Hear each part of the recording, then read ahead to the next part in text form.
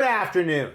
It is December 2nd, and there is a bunch of news out there that's going to affect the interest rates going forward. So yeah, I'm going to talk about oil, I'm going to talk about Stellantis, and I'm going to talk about taxes. But first up, I have a bone to pick with TikTok. Yesterday's video was permanently removed for frauds and scams. You can follow the link in my bio and go see it on my other social media accounts. The moderators can go eat a dick. I would like to remind TikTok and the moderators that there is a boatload of fake accounts out there with my name on it, and you guys aren't doing shit. One of these fake accounts has almost as many followers as my actual account. You don't seem to care about them. You don't care about their frauds and scams. Funny thing, there's nothing fraudulent or scammy in yesterday's video. You can go see it and tell me what you think may have triggered TikTok. All right, how much is the price of gasoline going to go up? It isn't. Yes, the Canadian dollar is under pressure because the price of oil is under pressure. That's going to affect Canada's GDP more than it affects the price at the pump.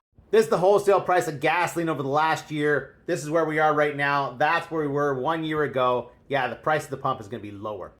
Taxes might bring it up a little bit, but based on this trend, it should be a little cheaper at the pump this year compared to last year. Speaking of affordability, this tax holiday is quite the topic right now.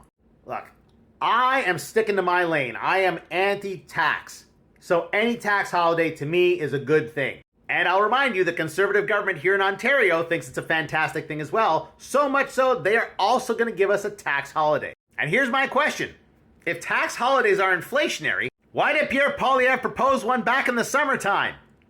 Again, I'm going to stick in my lane.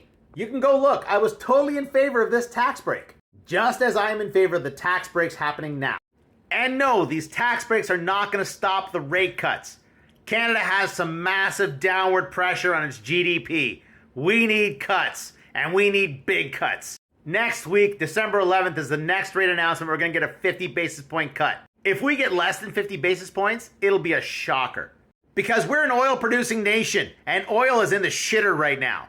OPEC may have screwed itself over. They cut production to push up the price of oil, and the price of oil isn't going up anymore. Now, if they increase production, the price of oil is going to tank. So the scheduled production increase that was going to happen in Q1, that might be delayed. Maybe indefinitely.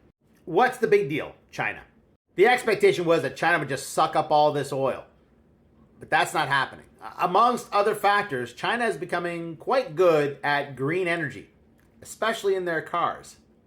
In addition, Stellantis has some issues. Stellantis CEO has stepped down. Their stock is tanking. It's not looking good. And we invested a whole bunch of money for them to build an EV plant in Windsor. What's happening? Well, basically, Stellantis' philosophy has been to lean on their American car companies and put a Hemi into everything. Now you can get things like a Hemi Jeep, but it'll cost you more than the average income of the people who want to buy that car. Also, you may have noticed that the world's a little strapped for cash at the moment. And most people are smart enough to not get an expensive car on an extremely long loan like they do in the US. Yeah, deep dive into that rabbit hole. Unbelievable how long people have car loans in the US. If you're watching from Canada, yeah, don't do that. Don't go buy an expensive car you can't afford. Buy a shitbox. And the outlook for all this stuff is not good. Even ExxonMobil is saying that whole idea of drill baby drill in the US, yeah, that ain't gonna happen. Because oil producers are not just gonna produce oil for shits and giggles. It has to be profitable. It costs money to go drilling for oil. And if it's not profitable, why are you doing it? And right now, there's issues. So what is Canada? We're an oil-producing nation, and the demand for oil is low. We're a manufacturing hub, and demand for manufacturing is low. Our plans for the future may not be panning out as we hoped. So yeah, cuts are coming, and cuts are coming for a while. At minimum, cuts are coming well into the summertime. And then we'll see.